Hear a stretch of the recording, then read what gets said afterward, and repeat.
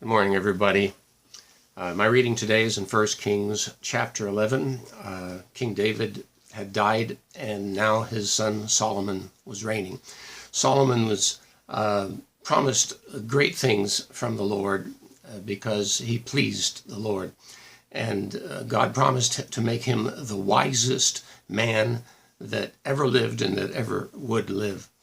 And so his story is fascinating, and this was Israel's golden age when, as it says, he made silver as common in Jerusalem as stones.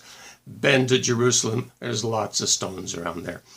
But my focus today is on 1 Kings chapter 11.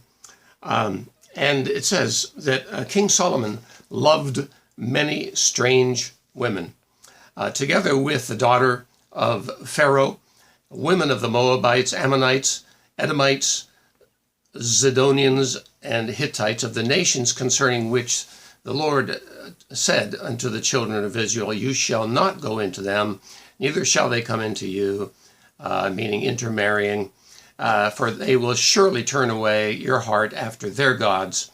But Solomon clave unto them in love. And he had, get this, he had 700 wives, princesses, and 300 concubines.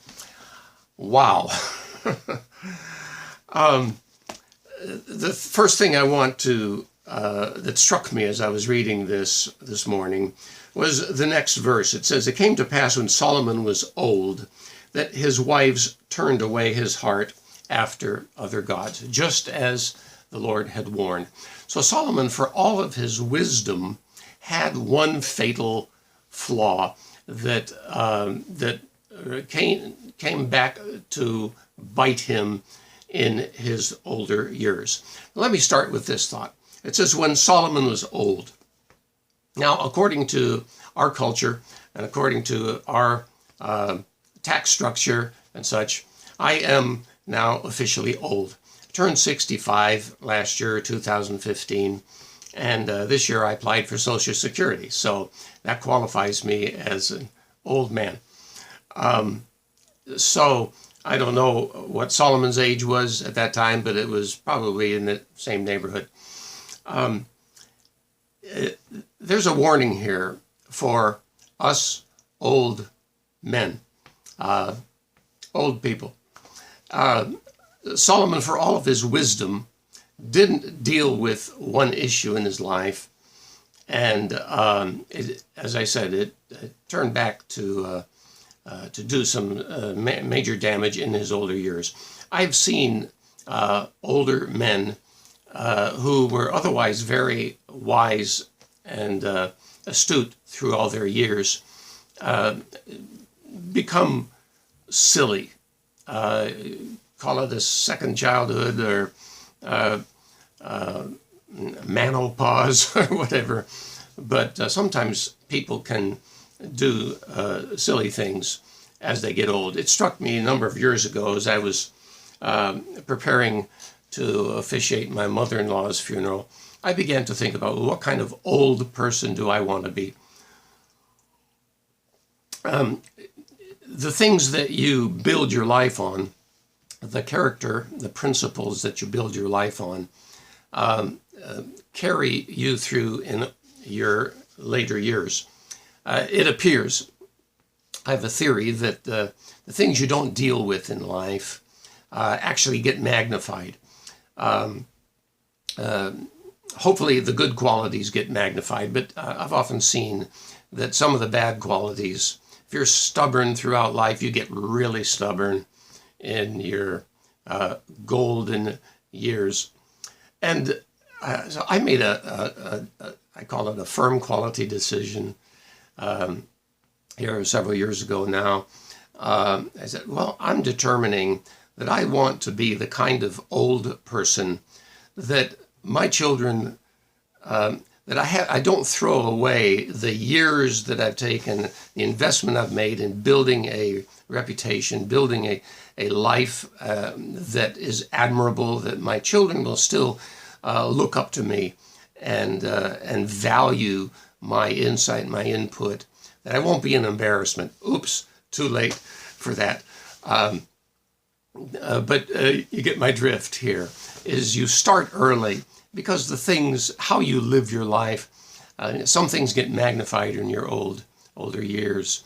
And it just impressed me at that time that I want to be an exemplary older person, not complaining, not talking nonstop about how unfair my life has been, on and on. Some people just get grouchy.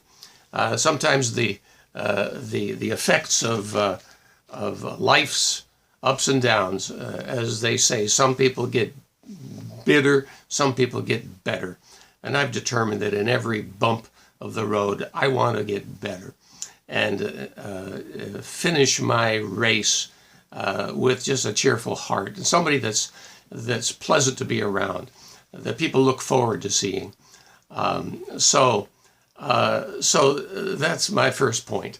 If you're an old person, if you're approaching being old personness, or if you're just young enough and you can start planning and building your life early enough, determine this: it's not how you run the race so much, it's how you finish. And I determined that I'm going to finish well and strong and happy.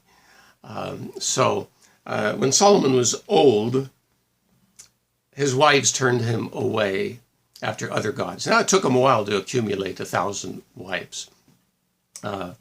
Actually, 700 wives, 300 concubines. Concubines, I think, were kind of like sex slaves, I guess. So, total of 1,000. What are you going to do with 1,000 wives? I can't begin to wrap my brain about that. I've been married to my first and only wife now. We celebrated our 40th anniversary last year. I am more in love with her. You know, speaking of love, Solomon, the guy that had 1,000 wives, he wrote in Proverbs chapter 5, verse 15, says, "Rejoice always in the wife of your youth. Let her breast satisfy you at all times." So he's talking about a single woman. This guy that ended up with 1,000. I want to say that after 40 years of marriage, kids, plug your ears right now. My children, I apologize for embarrassing you, but your mother still satisfies me as much as ever. I'm just so blessed to have Renee as my consort, my wife, and I look forward to many, many more years getting even richer and fuller with her. But here, how can a man handle 1,000 women? It defies my ability to imagine. What do you do? But I can maybe correlate that with the sexualized environment that we live in here in the 21st century, that you can't watch anything on TV, the media, advertising, everything is so sexually charged in our culture. The dress styles of our young people, it takes a great deal of inward governance, I call it, self-discipline, to stay on the straight and narrow, to keep your eyes focused, to determine to stay pure, and to love the one and only that God has given you, because the temptations are many. And Solomon began his veering off path in this at a very early stage when he married the wife of Pharaoh, or the daughter of Pharaoh. And so already, I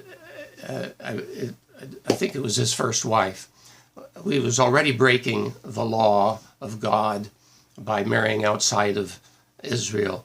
And then he accumulated more and more wives and women over the years.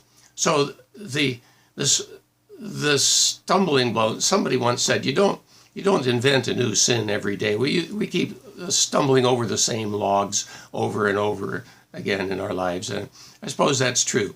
So young people start at an early age to discipline yourself in regards to your moral purity, because it only gets a stronger temptation as you yield to it in your youth.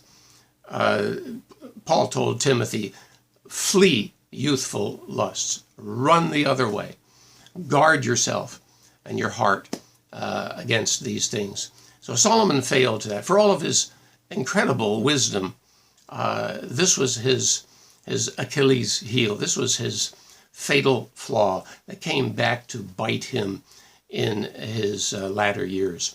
So with these two admonitions, I'm going to leave you. I spent serious time in prayer with the Lord this morning as I read this, and I cried out, said, God, save me from myself. Keep me, Lord, from being silly. Preserve me, Lord, that my children will always have a heritage of someone they could look to that was stable in all of his ways, and not give them such cause for embarrassment. So may God bless you and keep you on the straight and narrow, and keep you pure, and keep your heart single towards the one whom God has given you to love. God bless you always.